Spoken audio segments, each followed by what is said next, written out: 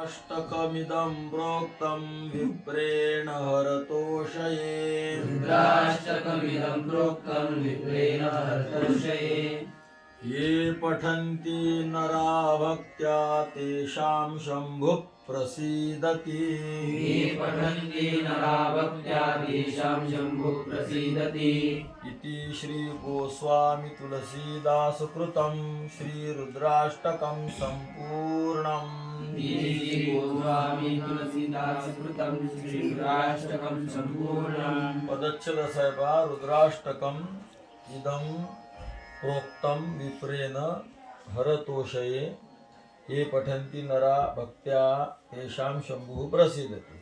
अन्वय असा आहे बघा, ये नराः हरतोषये विप्रेण प्रोक्तम इदं रुद्राष्टकं भक्त्या पठन्ति तेषां शंभुः प्रसीदति। अर्थ असा होते, ये नराः जे माणसं हरतोषये, हरतोषये म्हणजे महादेवाच्या प्रसन्नतेकरिता। हरतोषये म्हणजे काय, महादेवाच्या प्रसन्नतेकरिता विप्रेण प्रोक्तम, विप्र म्हणजे ब्राह्मण, ब्राह्मणाने सांगितलं, कारण तुलसीदासजी ब्राह्मण होते ना।